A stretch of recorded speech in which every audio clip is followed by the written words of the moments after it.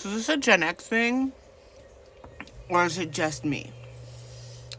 Okay. I thought it was common knowledge that Ben and Jerry have always been activists. So both these cats, Ben and Jerry, they were both born in 1951, and they met in middle school. And then these two cats, they, hooked back up in college. One of them was even pre-med. So in the late 1970s, they opened up an ice cream store in a rundown, like, gas station. But they were always, and have always been, like OG, real deal hippies. Even detained for protesting in 2016 outside of the U.S. Capitol. So good. So, in August of 2000, a British multinational food company bought out Ben and Jerry's for like over $300 million, right? So, brothers be set. And despite being born in 1951, they're still alive. Good for them. But the acquisition agreement included a commitment to Ben and Jerry's social and economic missions, which include, there's actually a whole section dedicated to activism on their webpage. So the issues that we care about.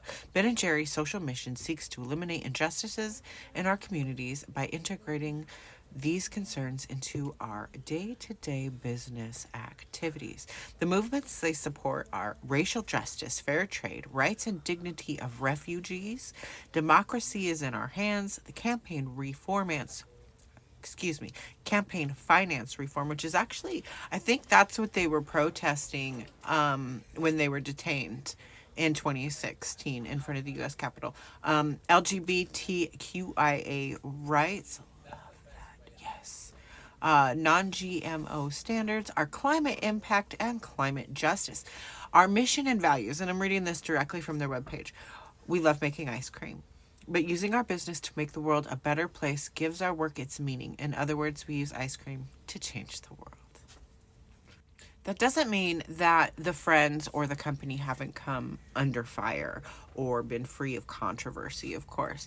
In 2023, the WPDE reported that members of an indigenous tribe who are descendants of Native Americans have reportedly expressed interest in taking back the land now occupied by the popular ice cream maker Ben and Jerry's after the company made a controversial call for America to return stolen land. So basically, they're saying that the headquarters was built on indigenous land and that land should be returned to the tribe in which it belongs. Now, the NY Post also reported on this, sorta.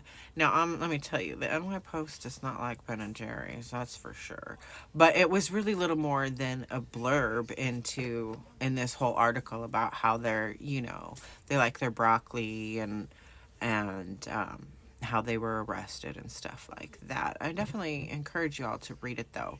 And their parent company, the ones that bought them out for that $323 million, have also come under attack for some pretty nasty stuff as well. And Jerry's as a company, and again, this was after it was sold, it was acquired. They did respond to a New York Times article accusing them of child labor, exploiting child labor, essentially.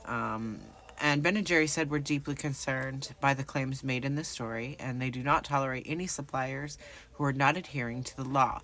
And to be extremely clear, Ben and Jerry stands on a strong opposition to child labor. And they went on to discuss its history of work preventing such, exploitation. And in 2023, Ben and Jerry did call for and activate for returning stolen land to the indigenous American population, publicly stating, the U.S. was founded on stolen indigenous land, the company said in a statement ahead of Independence Day.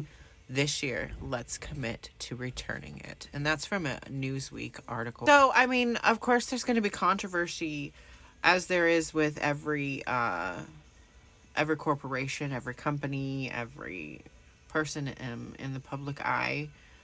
But I don't really, like, the deeper I went down into the whole stolen land thing and the HD headquarters being built on stolen land and Ben and Jerry's wanting to return it and everything, I don't get a lot of really detailed information. So if you guys have that for me, spill the tea, bestie. Spill the tea. But as for me, Ben and Jerry's from the gate seem like they want to be really righteous dudes. They seem pretty cool.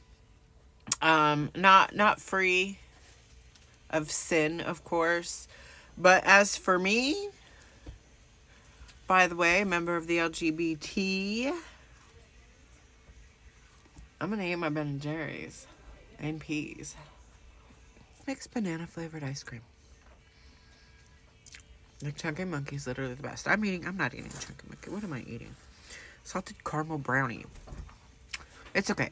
A little too sweet, but so is Chunky Monkey. So I just eat small doses of it.